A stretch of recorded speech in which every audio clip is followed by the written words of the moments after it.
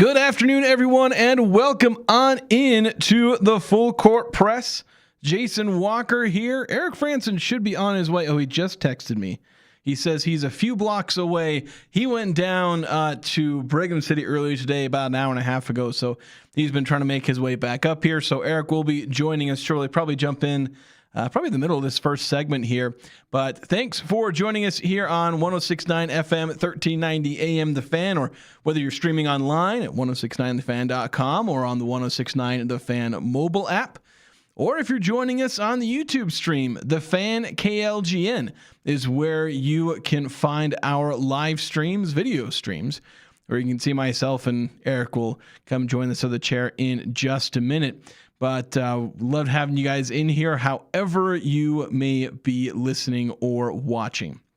So today we've got a bunch of things. I put Donald Trump in the thumbnail of our video stream, which is as someone who is pretty staunchly against talking politics in a public venue.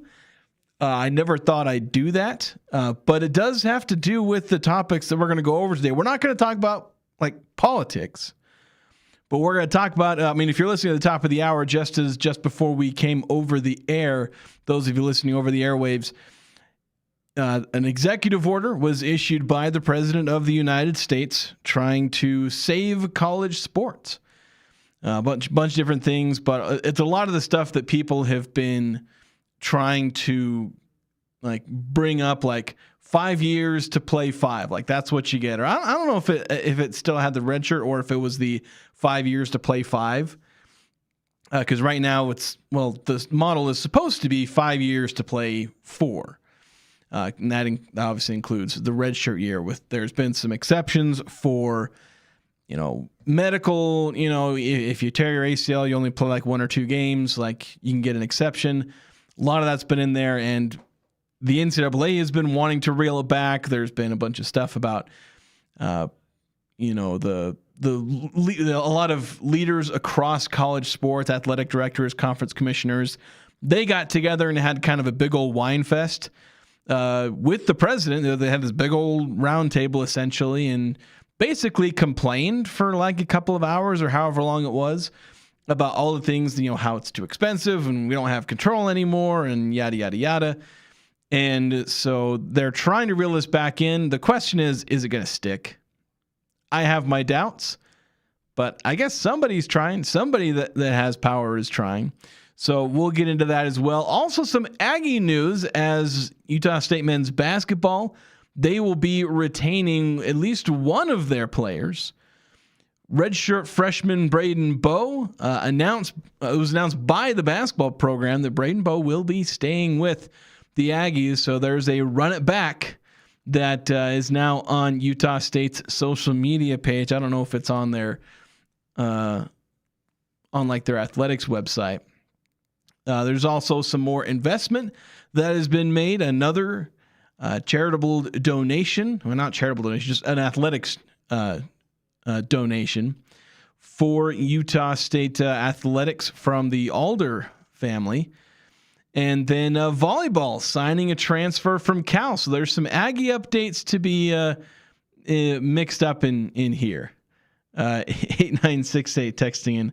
Don't bring Donnie up. I listened to this show to escape this crap. Yeah, we're not going to really get into the person signing the executive order. However you may feel about politics, we're not getting into that.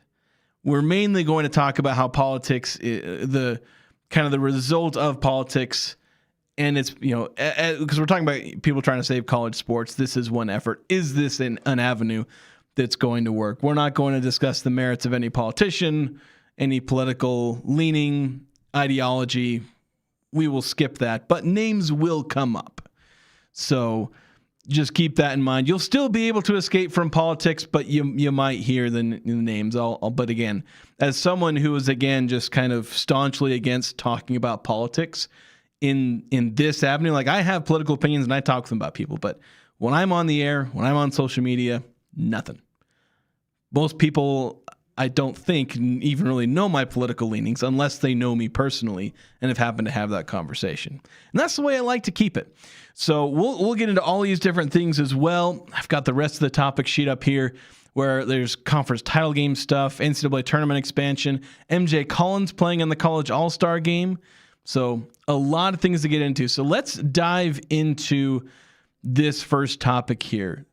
An executive order trying to save college sports.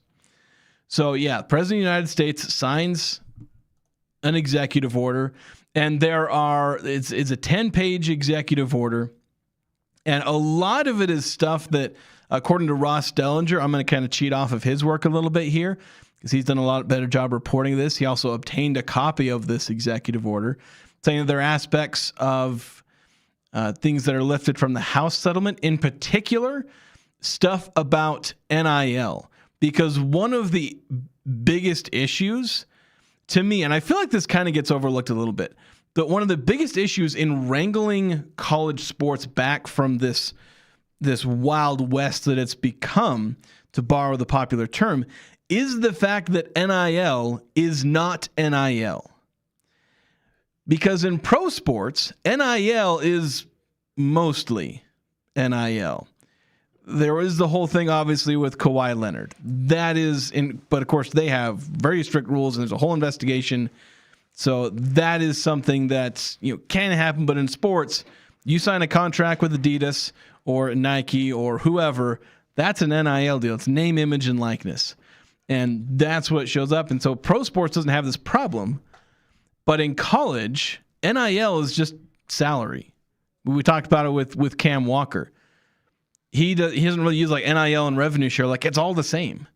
NIL is not actual NIL. You have collectives who are just paying millions of dollars to athletes who will provide nothing of value in return to the entity that is paying those millions of dollars.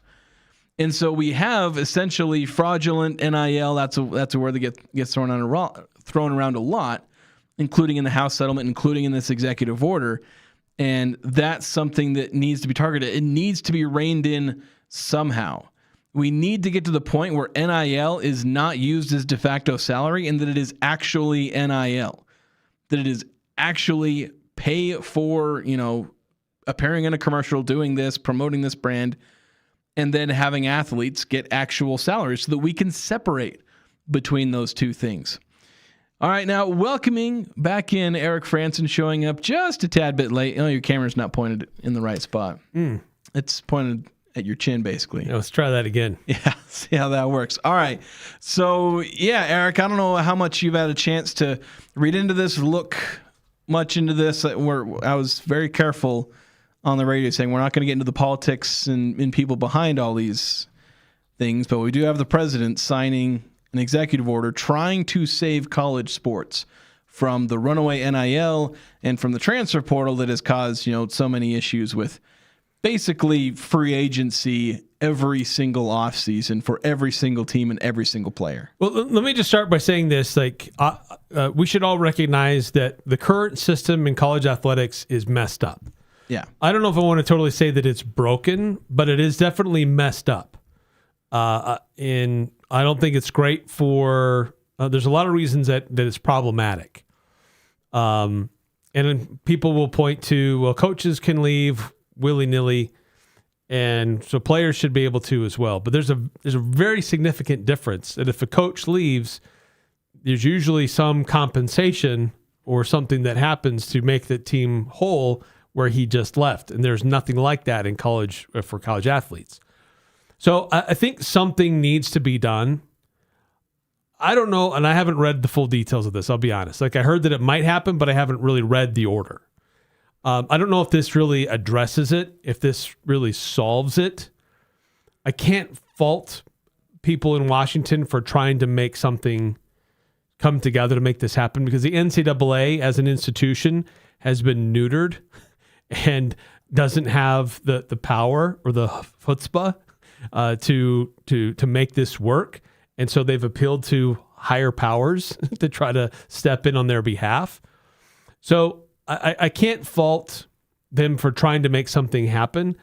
I don't know if this goes far enough or if this really addresses the issues. I am in favor of the 5 to play 5. When we see players like petitioning for extra years and give me a negative year just because of my mental health, and it's like, okay, I get some of the things here, and some guys are like, I recognize I'm not going to be able to play pro, so this is my opportunity to make money. I get that, and I sympathize with that, but there's got to be a limit. Like, we have to draw limits somewhere. We have to have boundaries. So I like the 5x5 or 5-4-5. The one-time transfer. I mean, I love to have consistency on rosters. I'd love coaches not to have to spend so much time and energy trying to always recruit and keep their rosters. But I don't know if that will go far enough. I don't know if that will really work. There probably need to be some elements that if there's a coaching change, there's an exemption. I don't know if this addresses that or not, but there are some things in college athletics that do need to be fixed. Yeah, and definitely. And I think the problem is that you can come up with so many examples of why some of these things need to take place, like for a player to be able to transfer multiple times, or for a player to maybe be granted another year of eligibility because of circumstances beyond their control. But because we have people that have just abused the system for as much as they can, players who are playing 7-8 seasons, and it's like, hey, at that point, like, just take the degree and go. Yeah, well, and players that end up playing for, like, they're on 6 or 7 different campuses. Yeah, it's like you're always running from something. You're never establishing anything. Like, is that really the best for your mental health? Yeah. Is that really good? Like, yeah, it's just, and part of this, and I'm scanning this as we're talking, but part of this is to provide more resources for mental health. To help athletes, and maybe part of this will help them have access to resources that will keep them more stable and not feel like, this isn't working for me, I better go somewhere else. This isn't working for me, I guess I better go somewhere else. This isn't working for me, I guess I better go somewhere else. And an underrated part of, if you're limiting transfers, and this is part of why there are multiple reasons why athletes wouldn't want transfers to be limited, but part of why this could help, or again, the underrated aspect of this is that it will lower spending, or at least it will limit the inflation of spending. That's how I should phrase that. The inflation of spending is the key word. Yeah. Because I look at a player, I forget the gentleman's name. He's like a big a forward center for Kansas, I think, who was the defensive player of the year in the Big 12. He is entering the portal. And it's like, what on God's green earth makes you want to leave Kansas and someone who was obviously successful at Kansas in the Big 12? You are you are literally the best defender in the Big 12. Right. Which, there are only a few people who get individual awards in the conference, and he was one of them. Which, if you were as bad as I am on offense, that would still make you one of the better players in the Big 12, just by your defense. So what is making you enter the transfer portal from Kansas? Well, it's driving their value up. Somebody's going to bid more, or Kansas is going to pay him more, because otherwise he may end up leaving. So that has an inflationary effect on everybody's value. And so if players can only transfer once, you are making the transfer portal, a fraction of what it was before. And that can end up having, it turns into a bidding war because, supply and demand and all that. But since most teams are going to have their roster, like their, I don't know, where every single year, every single player, you're having a bidding war on every single player, like that just drives everyone's spending way up. As opposed to when you have free agency, players are going to be a little bit more smart about when they transfer. But again, when teams will have much more set rosters, they don't have to have inflated spending on everybody. It's just maybe the one player that they're adding. So I think that's something that could be really underrated about the 1 year transfer. But the whole thing about this is while we can talk about the merits of putting these limits on, I just don't see this sticking. I'm not well versed enough to know how well an executive order works politically, but the impression I have is that this has been put out there. Somebody's gonna, I don't know what the exact legal process is. Do you file a lawsuit or something? But it's going to get immediately challenged in court.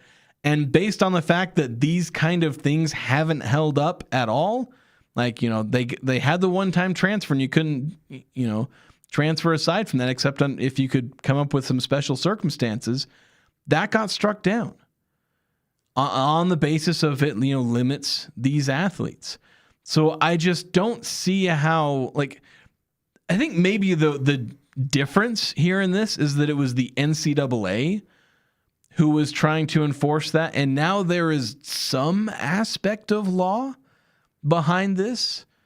Whereas, before the courts were striking it down based on, well, you can't, because that's what the law says. You can't limit them like that. Now the law says, well, maybe you can limit them. I don't know.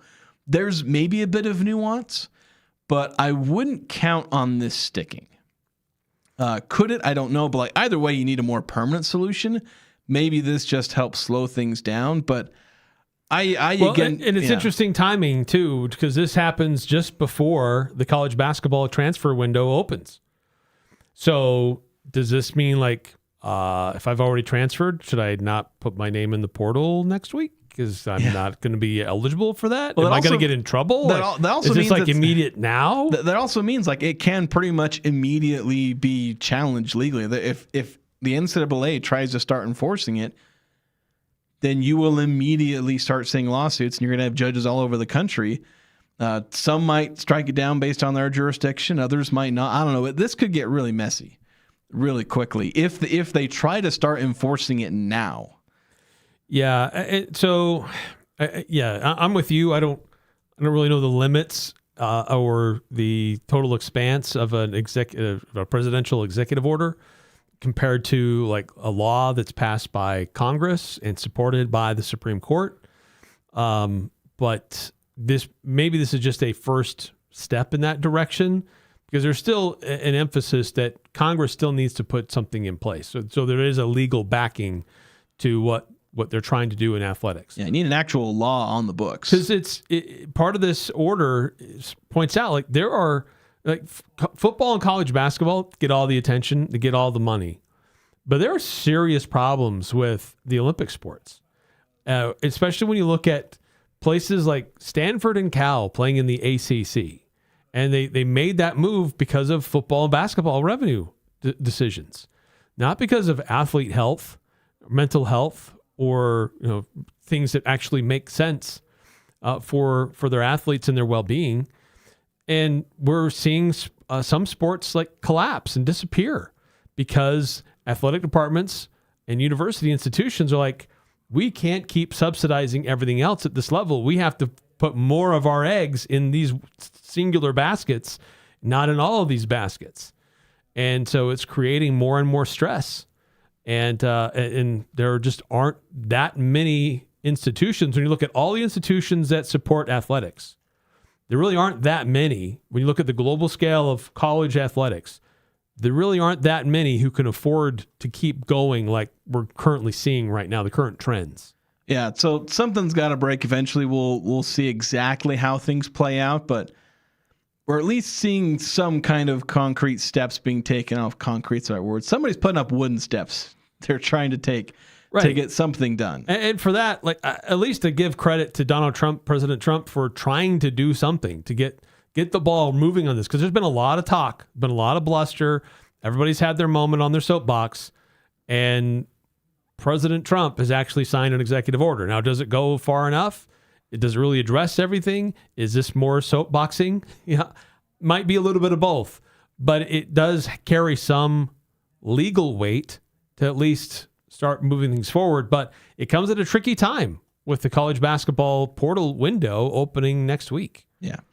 We've got to take a break. We'll start jetting away a little bit from politics, though we'll get just more into kind of sports politicking as conference championship weekend in college football Might it be going away? Should the college football playoff expand, which it seems like it's very likely to?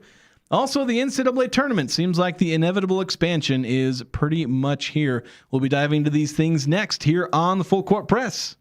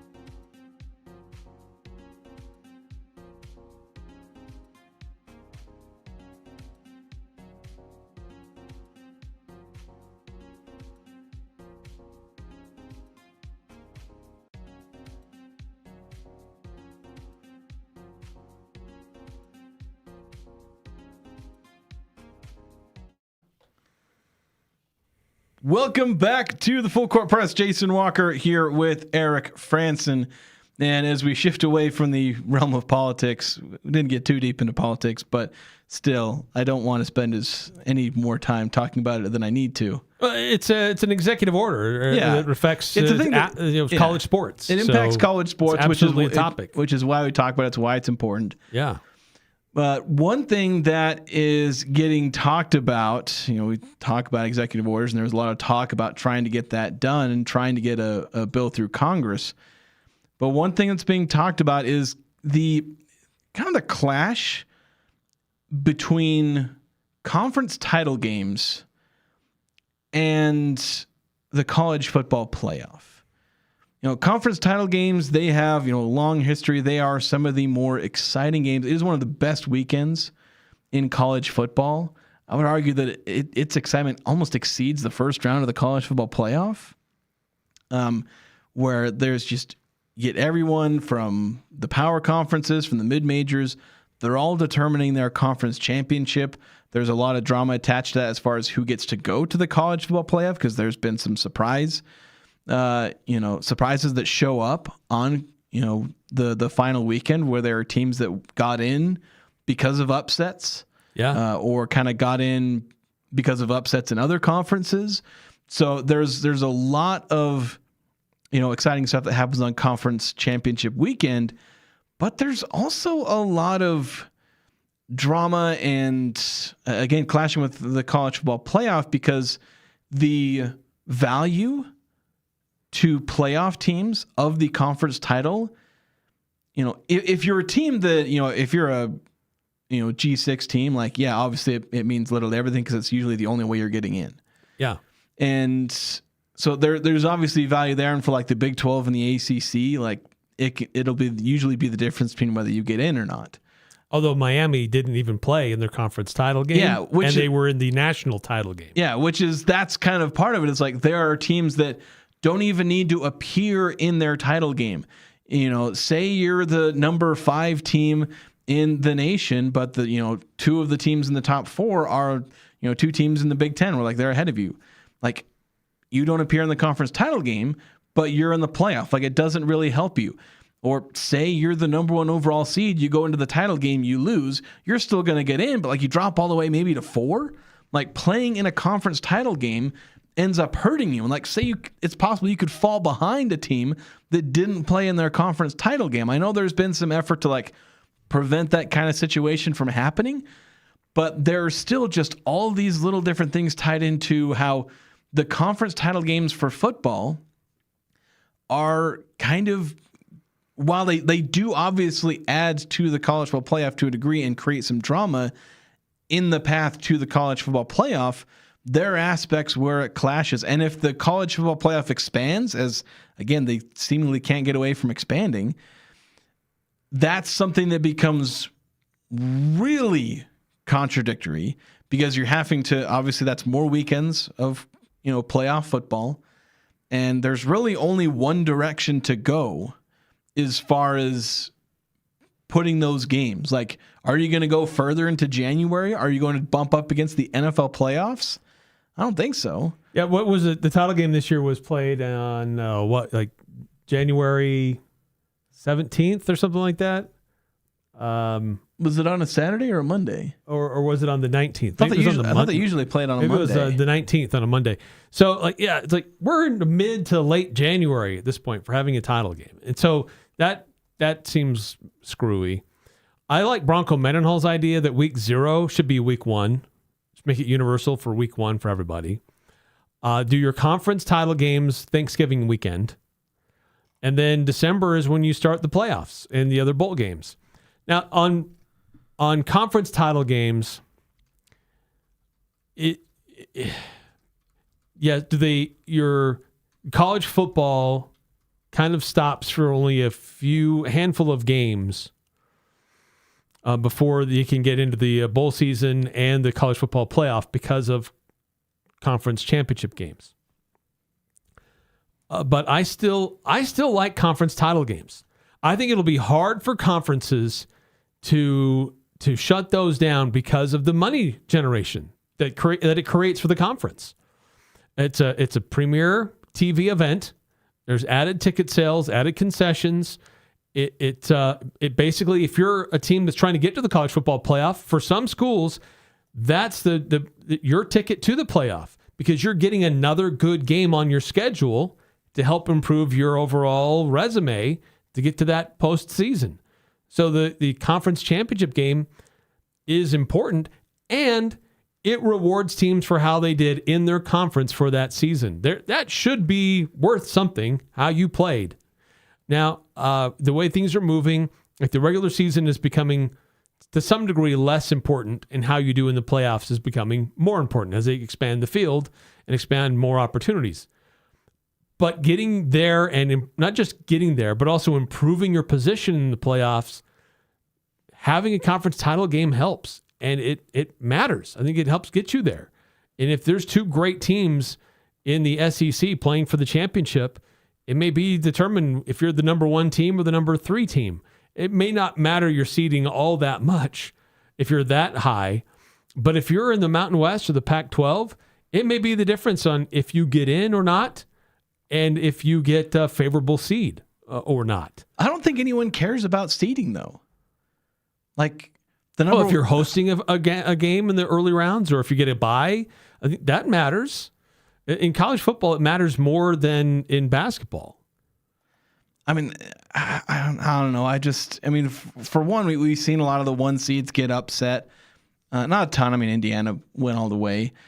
But like you have teams that are lower seeds, at least like middle of the pack seeds advancing. Like I don't think teams really care about whether or not they're a 1 seed or a 3 seed, whether they're a 2 seed or a 4 seed, whether they're a 5 seed or a 6 seed.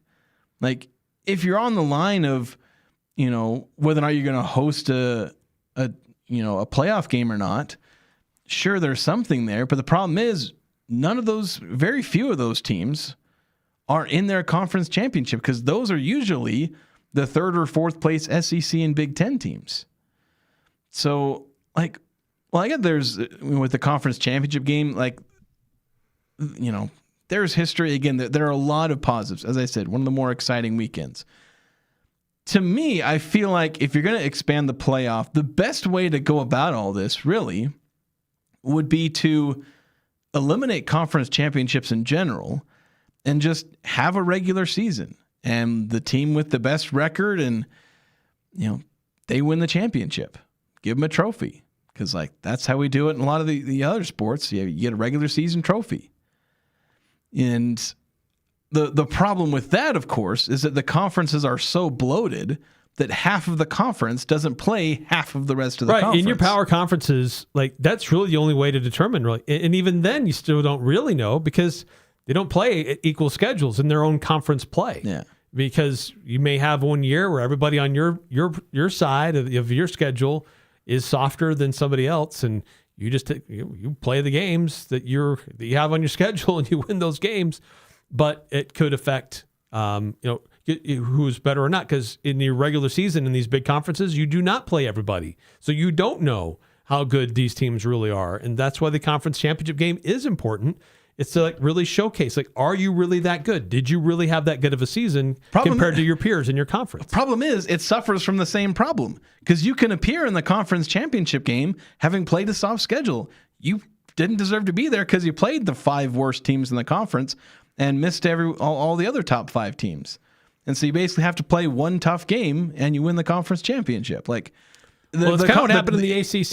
Yeah. Duke and Virginia, those weren't the top 2 teams. Yeah. Miami was clearly one of the better teams, but because of the way that the schedule worked out and wins and losses and tiebreakers, Miami did not appear in its own conference title game. Yeah. And so to me, that's where conference championship games can become irrelevant, where we should just be going to, okay, how do you do in the regular season? Just 12 games. You're not, pretty much everyone's going to 9-game conference slates. So just, all right, play 9 games in your conference and just see who has the best record. And are there going to be strength of schedule problems? Sure, but it's not like the conference championship game model is solving that. It doesn't really solve that because you can still have a team that played a soft schedule appear in the championship game, and all they got to do is win once, as opposed to the regular season being, it's supposed to be a grind where everyone faces everyone. That's what it's supposed to be. But because we have these, giant conferences, it prevents us from having effective conference championship runs because there's always this what if scenario, these hypotheticals. Everyone's getting, worked up with hypotheticals and all this stuff. And we don't get to prove this stuff on the field as much as we really should be able to. Yeah, because you don't have the real head-to-heads. You don't really get to know how good is the team? How good is your opponent? How good was your schedule? How good were you against your schedule? But that's why I still think conference championship games help settle that a little bit more. But if you're going to expand the college football playoff, you've got to find ways to add or find more dates to work for it. And I'm not in favor of pushing the college football season deeper into January. Yeah. I am not in favor of that. I just don't think it needs to be there. So you got to find a way to get the playoffs started sooner. So it means you've got to push the college football schedule back. It's got to start earlier. It's got to end earlier. And if you eliminate conference title games, that gives you one extra weekend to fit that in as well. So that's a possibility, at least, and it's something that's being discussed. 8968, before we go to break, a text here on the Young Power Sports of Logan text line saying this may be a very unpopular view, but I think the football season is too long now. I don't think that's an unpopular view. I don't know if many people express that view, but if you ask people, is college football becoming too long? People will probably think, yeah, it probably kind of is too long. Maybe. The TV numbers suggest that it's not too long. That viewership is still very strong. Well, people watch it, but how much? Yeah, I don't know. I mean, it's people love college football. Like, it is probably number 2 to the NFL as the most popular sport in America, and the NFL is trying to figure out how to add more games too.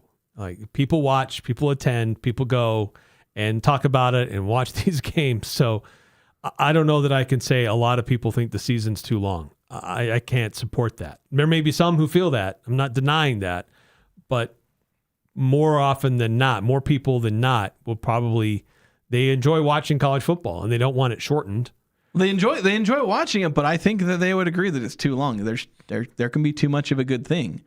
And so I think there are people who that they do think that the season is too long. It's kind of ridiculous. Like, every other year, there's a quarterback who's breaking passing records. We've had that for the last, 5-10 years. Quarterbacks keep rewriting the record books, but it's because they play 14 games, then 15 games, and 16 games. Like, Indiana just played 16 college football games. So it's like, of course they rewrote the record book. If you get 5 extra games than these guys used to have, of course you're going to throw for more yards and run for more yards and all that. But yeah.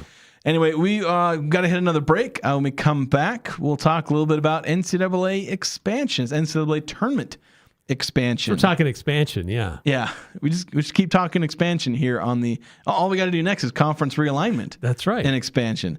But we'll get to all that next here on the Full Court Press.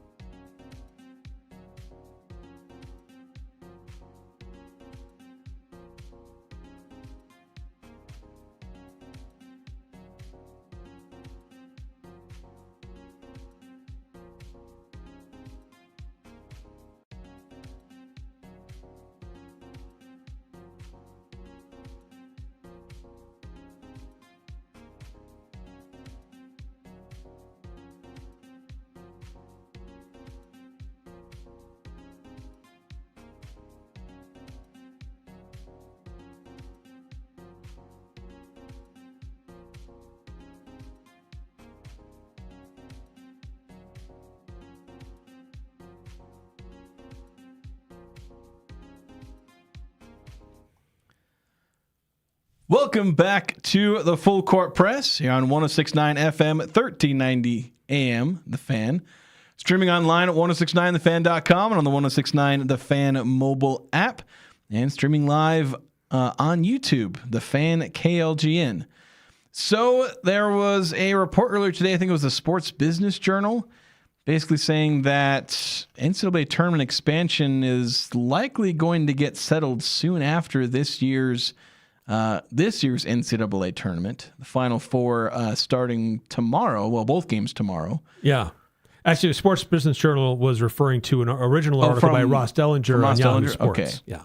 I saw the same thing. My bad there. It's all good. Ross Dellinger usually on top of all this. Yeah. So that's seemingly going to be done. I was wondering if we were going to get another year, but it seems like we're moving from the field of 68 to the field of 76 as the kind of, I mean, this was reported at that what they were looking at was expanding with 8 more teams and having essentially a 12-team pseudo first round. I forget the phraseology they were going with there, how they were going to brand it, like the first 12 or something like that. Or I remember back when they had like the first 4 and they tried to legitimately call it the first round of the NCAA tournament, to the point that when I go back to College Sports Reference, there are teams that lost in the first round, but it says they lost in the second round, including Utah State. So it's like, oh, you got to the second round. No, you didn't. You lost in the first round. But they called it the second round because they were idiots.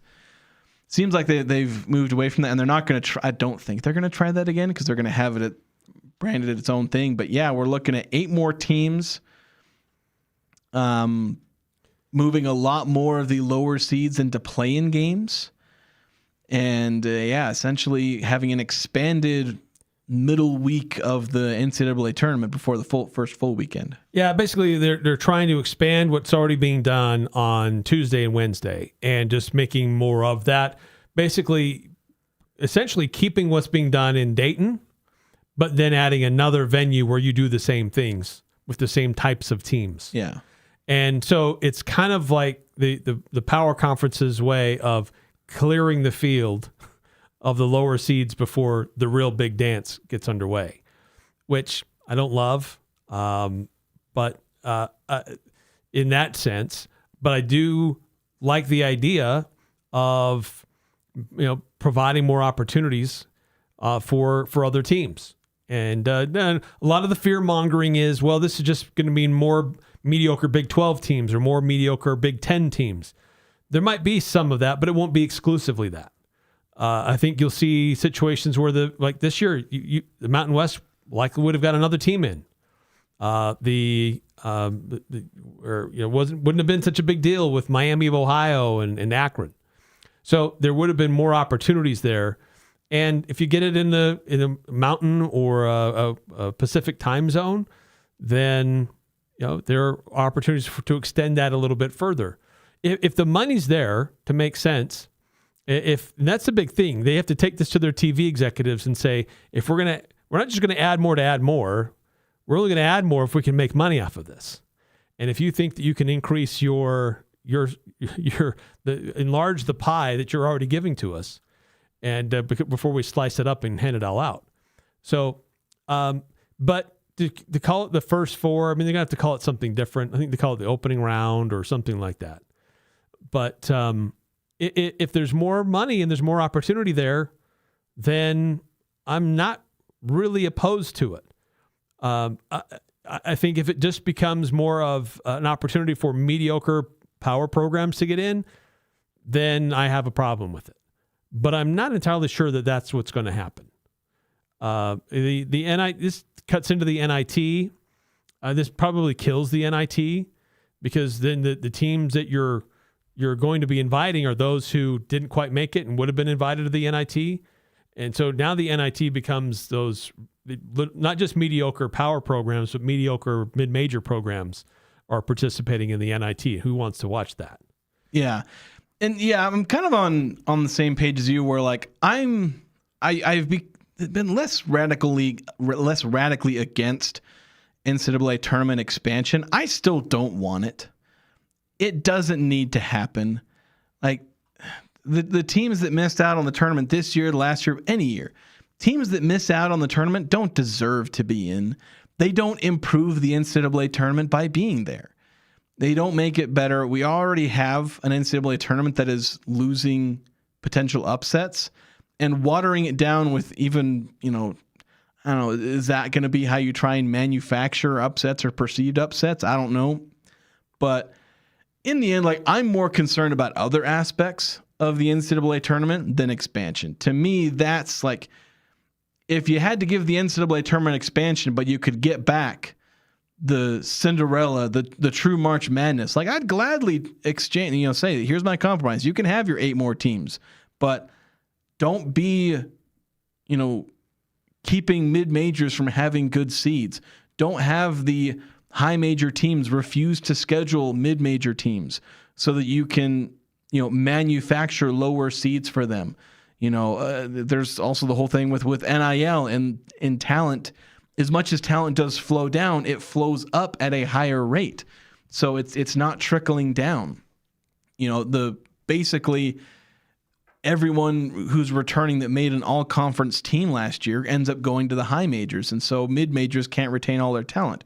And so those are things that are more problematic for mid-majors in the NCAA tournament than whether or not a 16 and 15 team makes the NCAA tournament.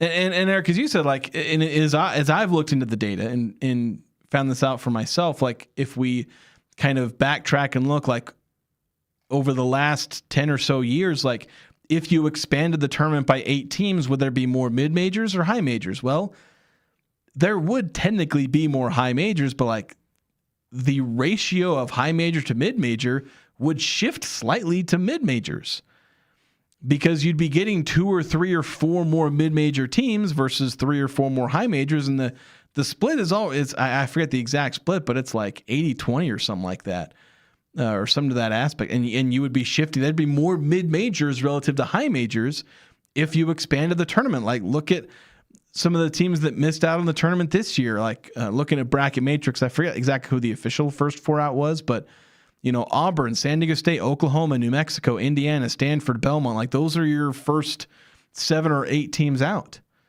And 2 of those are mid-major teams.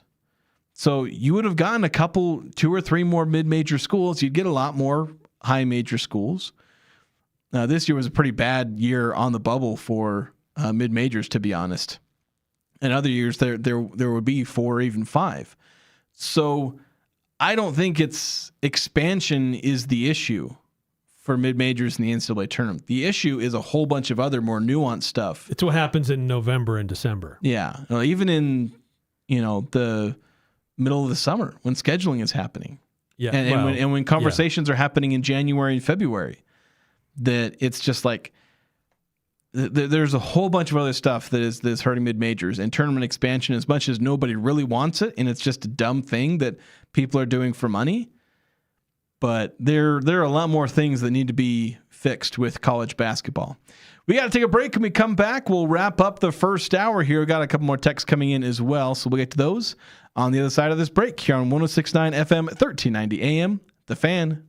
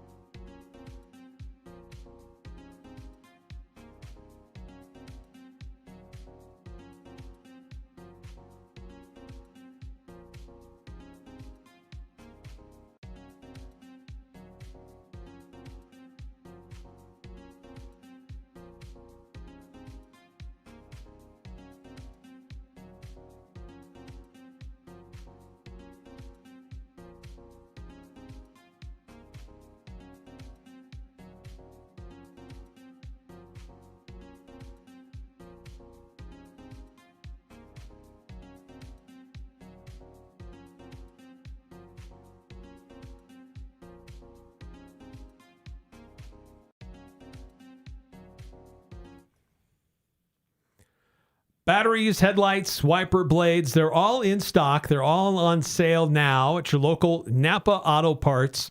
You even get Chemical Guys car wash and detailing kits for only $49.99. Go check it out. On sale at your locally owned Napa store from Preston to Providence.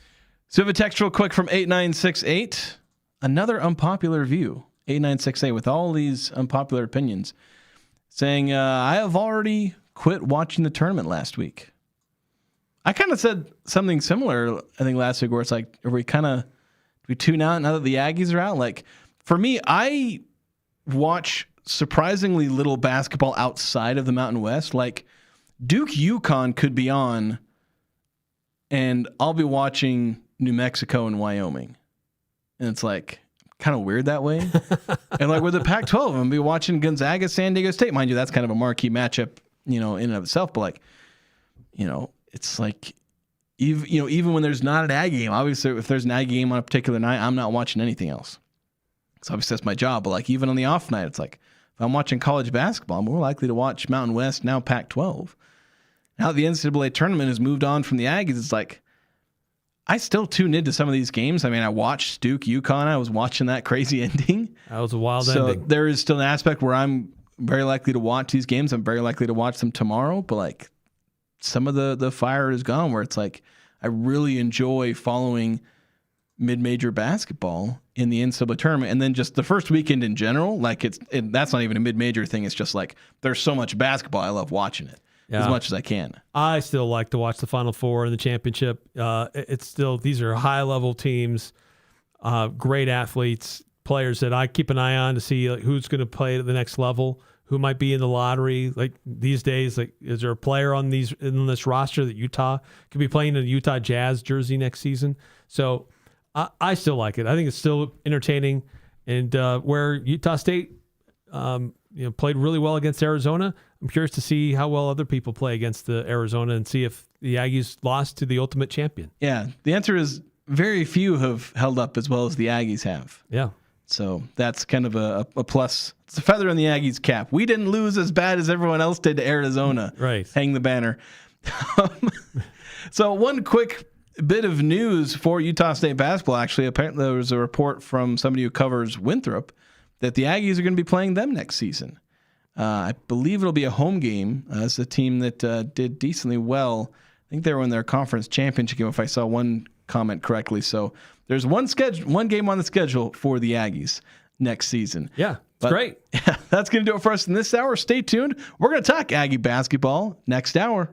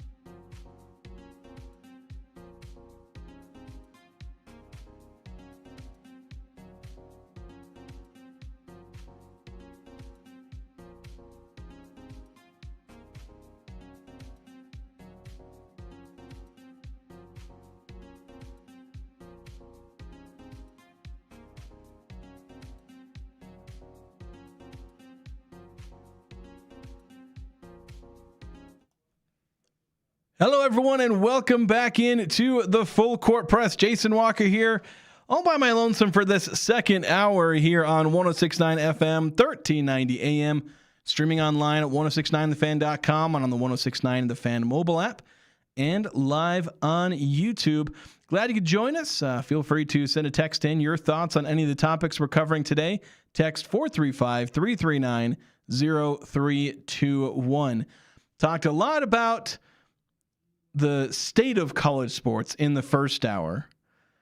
You know, presidential order trying to fix college sports, targeting the transfer portal and NIL, talking about expansion of the college football playoff and the NCAA tournament, and had a couple of Aggie updates.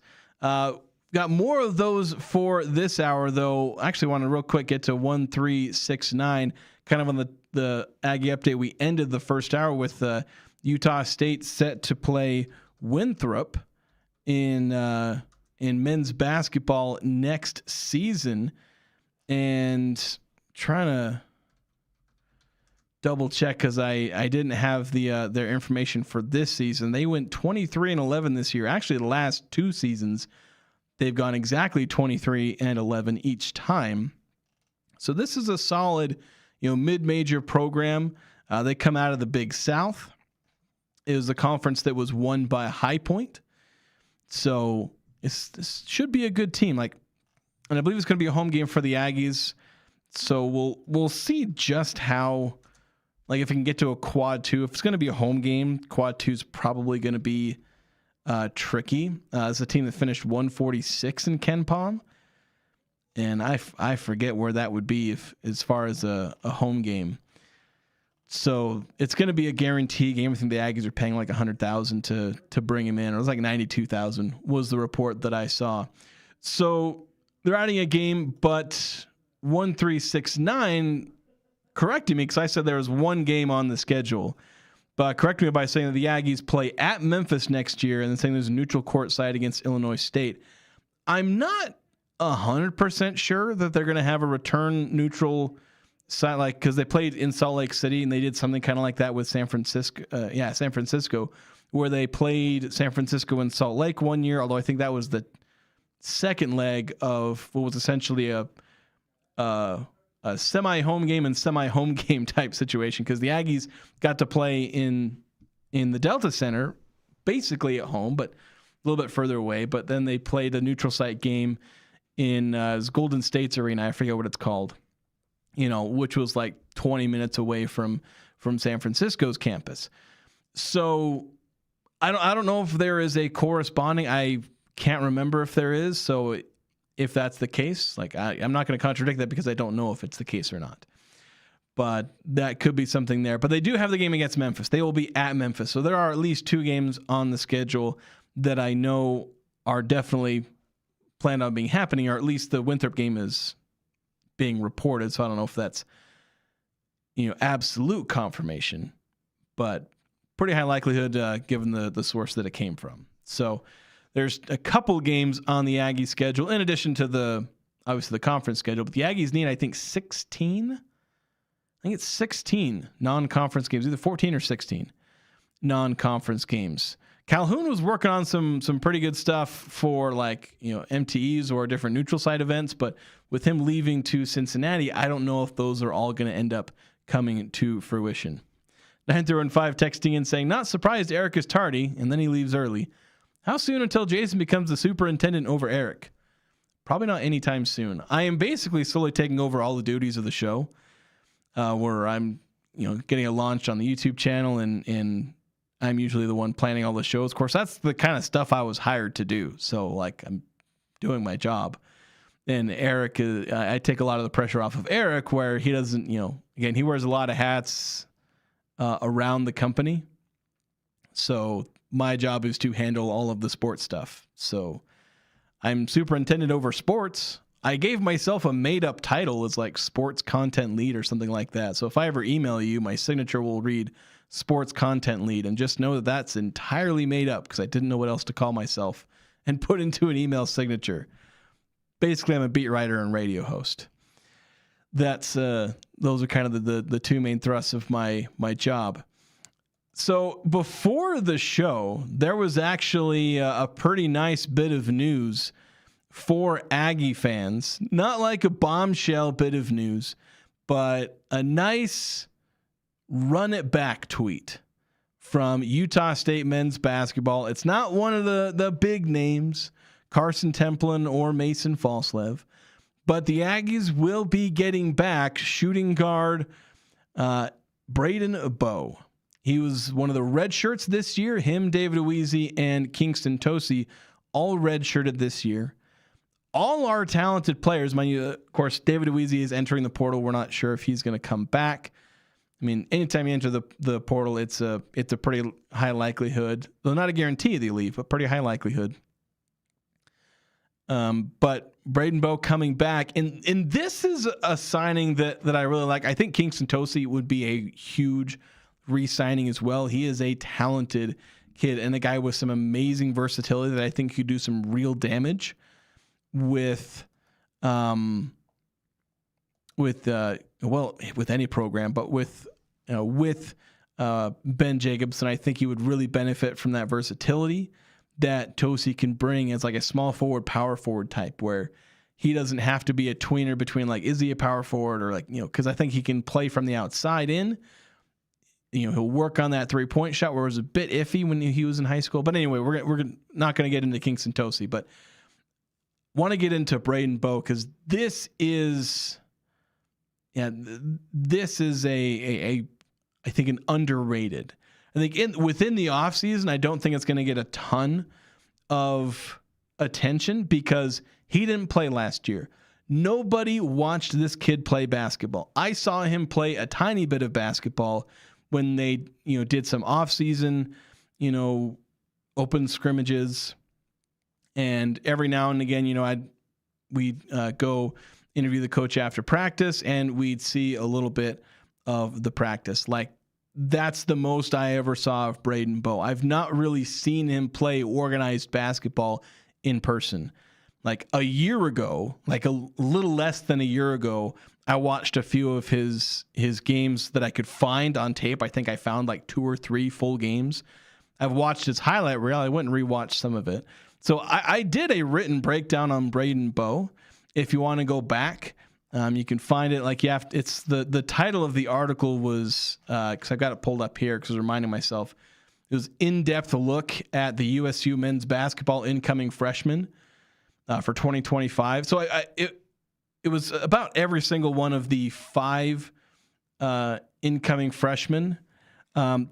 Technically, Jax Allen, Drake Allen's younger brother, is part of this signing class, but Jax went on a mission. So he's not even coming back this next year. He's coming back the year after that. He was not included in this breakdown. But Braden Bowe is the first player that I go into and talk about. And there are aspects that I think Aggie fans should be excited about. And where he's had a year to grow, like this is a 6'5" guard. Came in at 185 or 180 pounds. He'll probably come into this season at 190, maybe 195. Like if he's done the work to put on good muscle and good weight for an athlete, he should probably be coming in at least 190, maybe even 195. Just spending a year in the gym, putting on as much weight as he can. Likely could have put on some of that before the season. Like Adlin Elman put on like 15 or so pounds, coming in like in the 160s, and then in the season he was in the low 180s. And so I think Braden Bowe can add some strength, and that's something that can really help him with some of the strengths that he already has. And to go through a couple of them, and I'm gonna kind of repurpose. I had some video clips that I put in this article, and I'm probably going to repurpose those and throw them out on social media. But some of the things that I really liked about Braden Bowe that we could end up seeing this season, where I think he will make a jump into the rotation.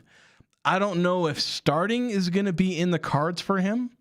Like, unless he just really surprises, I think he'll end up coming off the bench. But I think he could be a really solid player, like scheme fit wise, but also he's just a talented player. One of the things that, and I kind of started off with this in the breakdown, was that he's a really good secondary ball handler. Like He's not going to play point guard. Like in the same way that when people bring up Mason Falslev playing point guard, I'm like, why would you have him play point guard? Not that he can't pass, but like, I don't need to get into it, but like as a secondary ball handler, like you're not necessarily going to play point guard. You're not initiating the offense a ton, but there is passing ability there and court vision there. And that's one of the things that I really like about Braden Bowe is that as I went through some of the games, because these don't always show up on highlight reels. And so that was where it was really nice to be able to dig into some of the games and find some of these clips, is that you can see the court vision that he has. Because it's not just a dump off pass here where, okay, I'm driving to the basket, but the defense collapses, so I just throw a dump off pass. He's throwing, whip around passes, to reach around passes back to the free throw line and to the elbow. Passes that are hard to see if you don't know, and if you don't know where your teammates are, and you're not keeping your eyes, trying to see the entire court.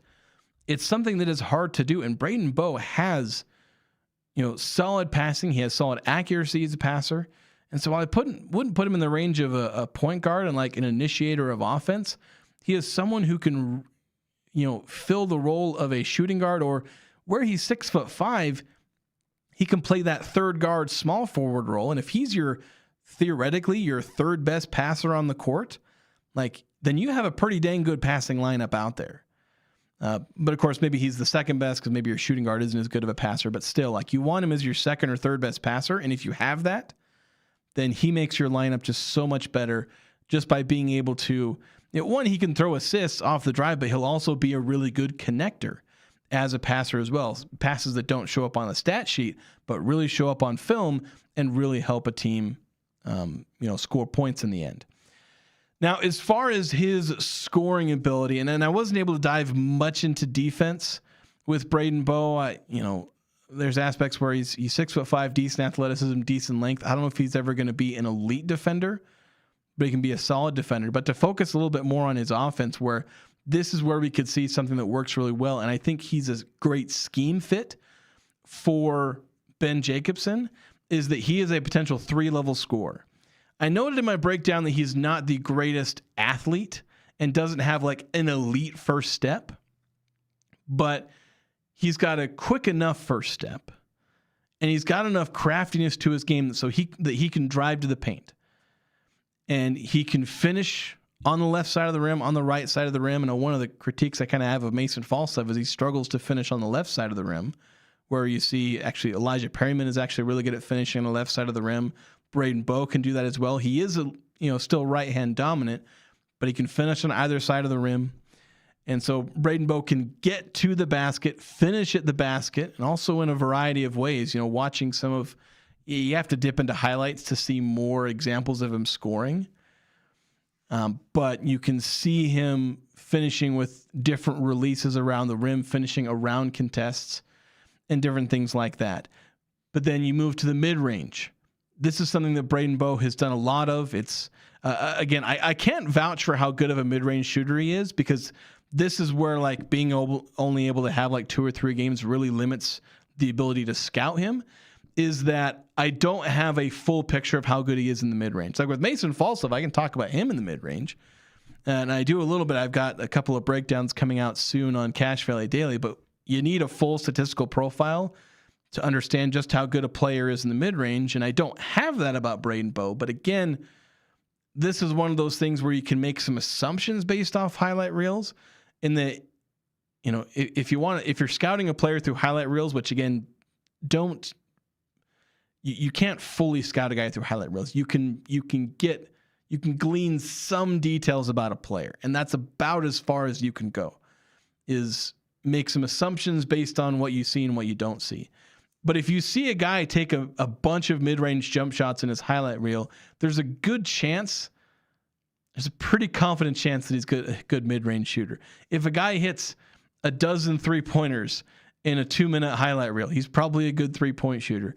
And so that's kind of the assumption that I'm bringing from his mid-range shooting it's a stretch, and I don't want to make an assumption where I don't have any data to back it up or more film, actual film, not highlight reels. but I think there is an aspect of mid-range shooting that can be part of his game. And there's a similar dynamic here with his three-point shooting. There's some off-the-bounce shooting that you see from his highlight reels and from some of his film, because in the film I was watching, he was playing kind of a secondary or third, scoring role, which is part of why I didn't see any mid-range shooting in the film that I was able to watch. But you saw his three-point shooting, his ability to hit those outside shots. So you see a 3-level scorer out of Braden Bowe. And also the ability to score off the ball. Take a dribble, take a dribble handoff from the big, drive into the paint, hit a mid-range shot, hit a layup, or potentially take that dribble handoff and just shoot a three-pointer. Those are all things that Braden Bowe can do. And I mentioned those dribble handoffs specifically because that's a big part of Ben Jacobson's offense, is kind of initiating offense through dribble handoffs with the bigs, the forwards, because they play this 5-out offense. And so you're having your guards running off-ball actions, taking a screen, taking a handoff from the big, and then initiating an action from there.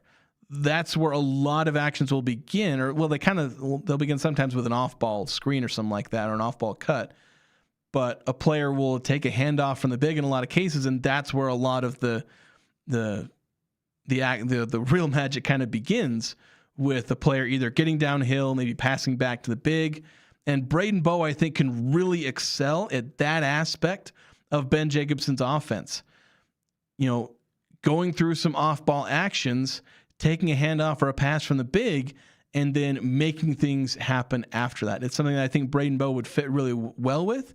And I think that's part of why he ended up staying, is probably because Ben Jacobson probably showed him, like, hey, look, this is the kind of offense I run, and you fit really well in this offense.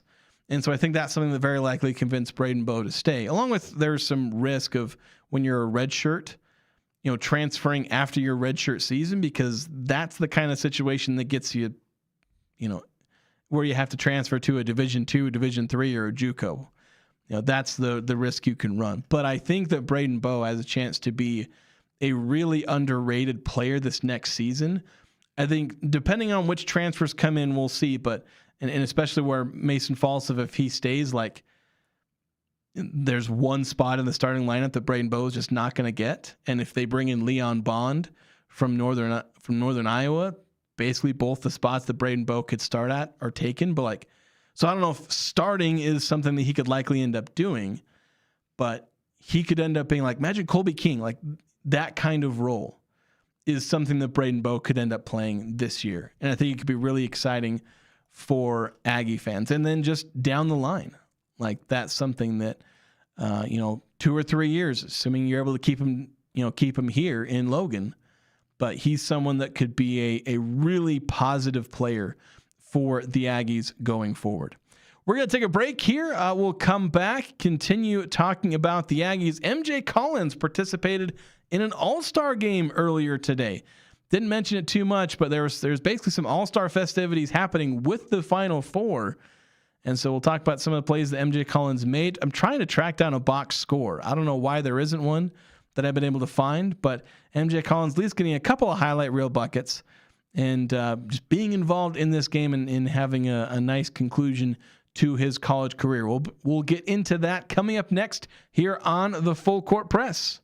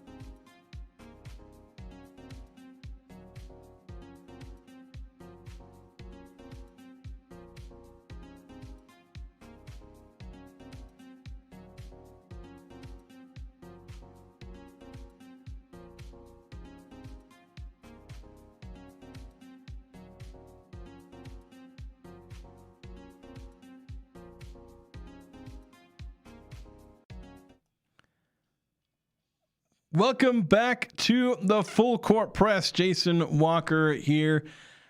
Just kind of hanging out by myself, talking on an open mic over the radio waves, 106.9 FM, 1390 AM, The Fan. Just a heads up, indoor air in our area can be up to 5 times dirtier than outdoor air, especially during dry winter months.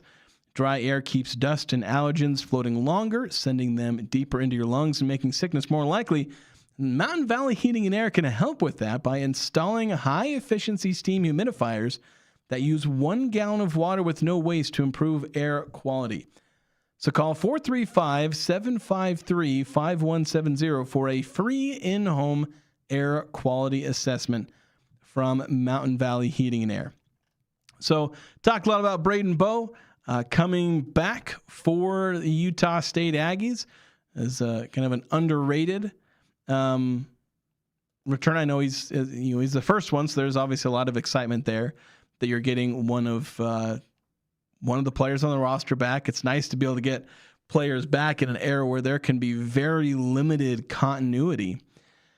But I think he's underrated, and I know it's not a flashy name, but he's a player that could be really good for the Aggies. Probably not a starter, depending on the players they bring in, but he's a guy that has the ability to push those guys in the starting lineup for a spot potentially, and even if he doesn't start, he could be good enough to be closing out a lot of these games. Of course, one of the players that is leaving the Aggies, and not necessarily willingly, he's out of eligibility. That is MJ Collins. He participated in the Reese's All-Star game, basically the college All-Star game. And I've been trying to track down a box score. This game happened at 1:30 today, and so far as I've been able to, locate, or I've not been able to locate any box score.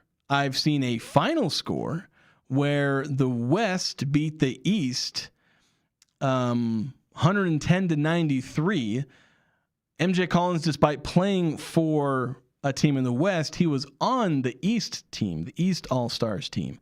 I've been able to find box scores from previous years, but I can't find where any of these box scores are.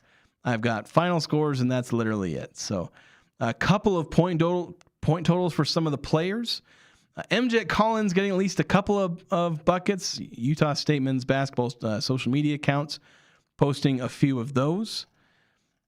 But and I believe Eric was telling, he was listening to the game as he was heading back up here, heading down or heading back up here on his trip down to Brigham City this afternoon.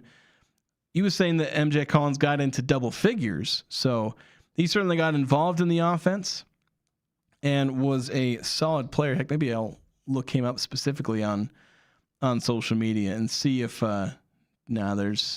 there's nothing there. There's a couple of good plays by MJ Collins. Had a nice little layup that was trying to keep the East in the game. They were trailing by double figures early in the second half, but got a couple of nice buckets there in the second half.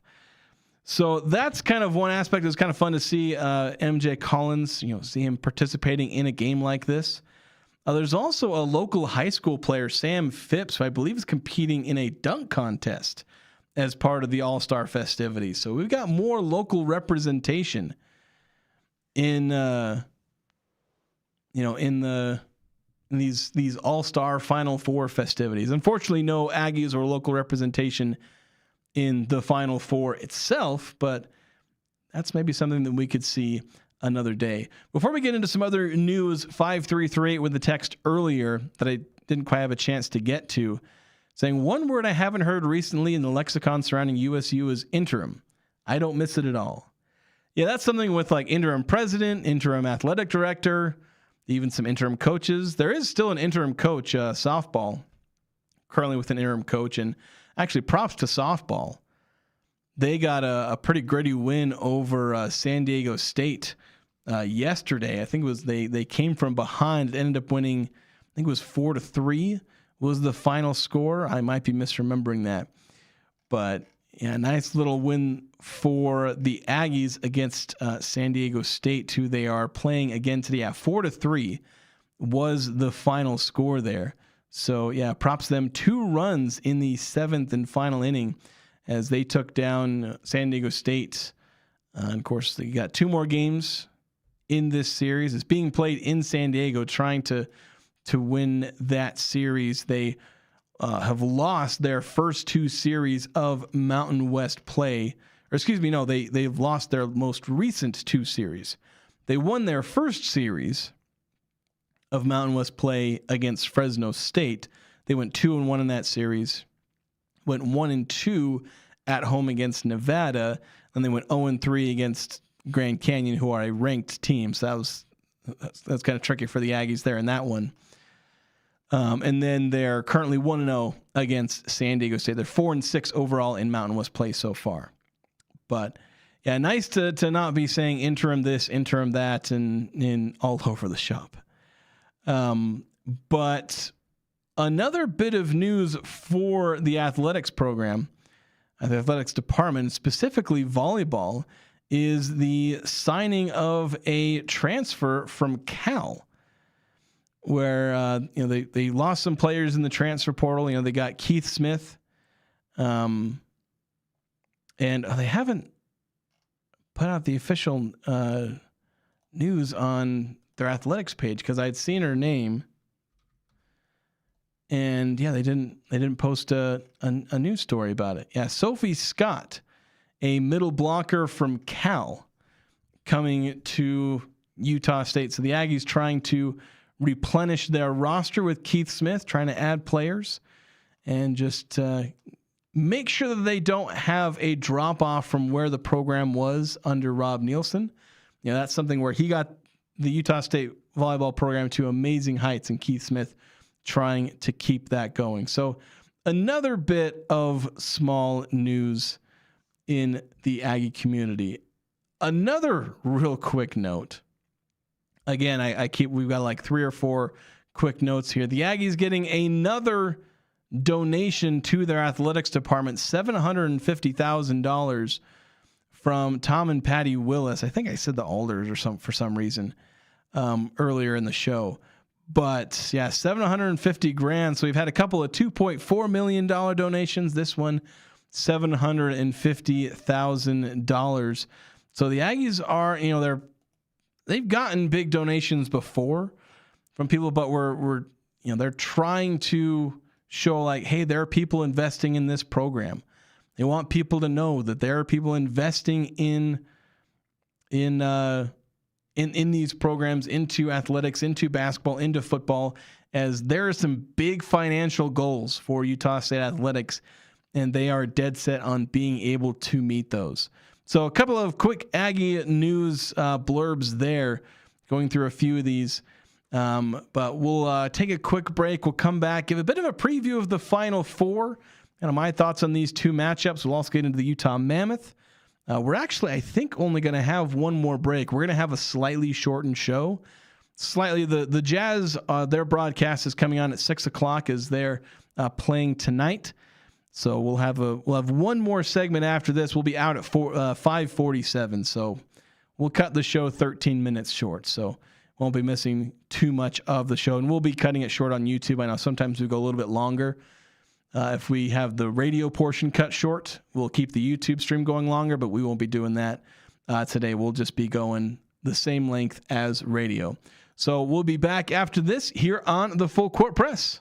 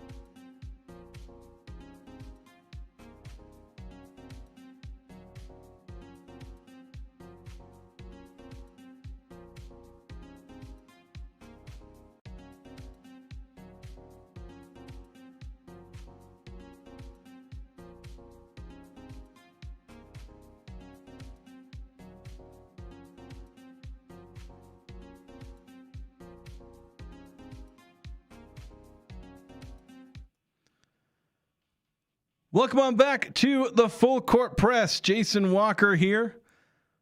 And just a reminder, tomorrow, April 4th, 10 to noon, the Young Power Sports Easter Egg Hunt. Free family fun, 4 age groups, and a $100 golden egg in each of those age groups. So grab the kids in the baskets and head on over. Again, the Young Power Sports Easter Egg Hunt, 10 to noon tomorrow.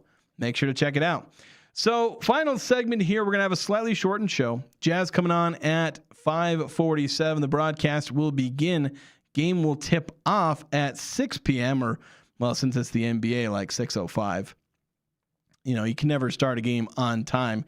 Jazz are 18.5-point dogs to Houston. The Jazz are just still without anybody relevant to their roster for the most part. I think their injury list is like everybody. Keontae George, Zay Collier, Elijah Harkless, Larry Markkinen, Yusuf Nurkic, Walker Kessler, just the whole works. They're all out. Have been out for a little bit.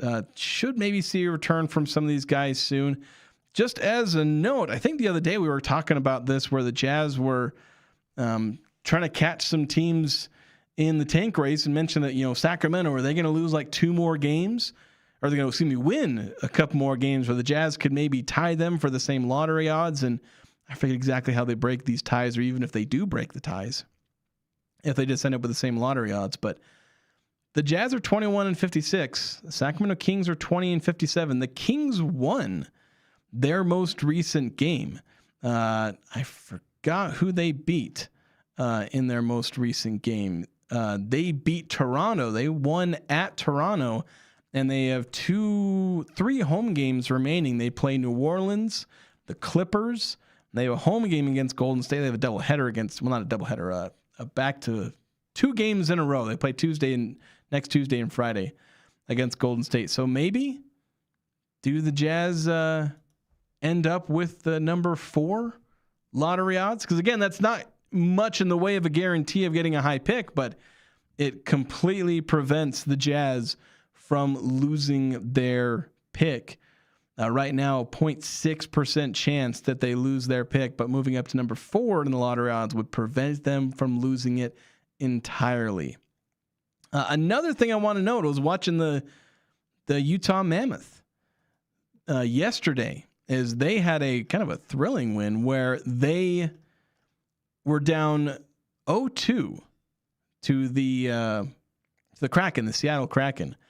They rattle off 6 unanswered goals to end up winning that one. And so they won 6-2 and just about sealing their playoff hopes. On the broadcast, they were saying like if Mammoth win, they have like a 98% chance of making the NHL playoffs. So there's not too many games left. 82 games in the season. Most of the teams are around 75, 76 games played. So the Mammoth, they haven't sealed it yet. There are 7 games to go, but they're really close on the really close to sealing that. There, I don't think they can do anything other than get the wild card, because I don't think they can win their division. So right now they are in the first wild card spot. They got 84 points. San Jose, Nashville, and the Los Angeles Kings are all at 79 points. So the Mammoth are 5 points up, which is three wins. 3 wins gets you 6 points. So they're almost 3 wins ahead of the teams that are all tied for second right now in the second wild card spot. So if the Mammoth can just keep winning, just win maybe like a couple more games in a row. But San Jose is making an almighty run. San Jose are on a 4-game win streak. So Mammoth need to try and, need to make sure that they keep pace with a lot of these teams. They've been struggling a little bit lately, but they just need to make sure that they don't have an almighty collapse. Want to see this team get a playoff appearance. Didn't get it in their first season. They just missed out, but need to get that playoff appearance in their second season in the NHL. Yeah. Oh, the Final Four. That was the last. Well, actually, one more quick side note. We're just going to bounce all over the place. I think we're going to set a record for most topics covered in a single show. So I'm just trying to wind through all these as we get to the final couple minutes here before the weekend begins. I'm running on fumes here. I'm running purely on caffeine and just trying to get through to the weekend. But the New Mexico Lobos, and this was kind of an interesting thing where the season ended and they lost to Tulsa in the semifinal of the NIT. And so the Lobos have their season end. Jeff Grammer asked Eric Olin like what his plans are for next. He tried to ask a sort of softball, are you going to be here, are you not type of question. And Eric Olin was like, I don't know what you're talking about. And Jeff Grammer clarified a little bit like, are you going to be here next year? And Olin was like, yeah, I'm going to be here next year. Some fans then got mad at Jeff Grammer for asking because, like, sometimes as reporters we ask that. And I asked a softball question to that degree to Jared Calhoun. I asked, like, what are these, when they lost, like, what do these next 2 weeks look like for you? And he gave some, a non-answer, essentially. I think it was like, we'll take it day by day. And, day by day means literally the next day he was on his way to Cincinnati. So didn't really take it day by day. But, journalists, we asked that question. We asked, like, are you going to stick around? Some fans get mad at us when we ask it. Some get mad at us when we don't ask it. But it's kind of our responsibility to ask about that kind of stuff because Eric Olin, his name came up in coaching rumors. I think that going this far in the NIT, like, I think he would have stayed anyway. I don't think going this far in the NIT, like, tipped the scales. But I think, like, tipped the scales from one side to the other. But I think it did help. Like, there were teams who were maybe going to consider pursuing him that decided not to. Whether those teams would have been successful, I can't say. But I think there were teams who would have at least tried. Maybe they would have succeeded. Maybe they wouldn't have. But there were teams that didn't try because of, they can't wait. They can't wait for, this long where the portal opens in 4 days and players are already hitting the portal. You need to be getting the coach in. Make sure you can run all these, run it back tweets like Colorado State, Wyoming. We've seen a bunch of social media posts and stuff from them where they're retaining a lot of their key players. And that's something that's really important for those teams in helping, retain some continuity and be ready for the next season. Obviously, Wyoming trying to move up the ranks in the Mountain West, and Colorado State obviously trying to make some waves as they move into the Pac-12. We'll see what Utah State is able to do. But that's going to do it for us for the weekend. Thanks for tuning in on The Fan as well as on YouTube.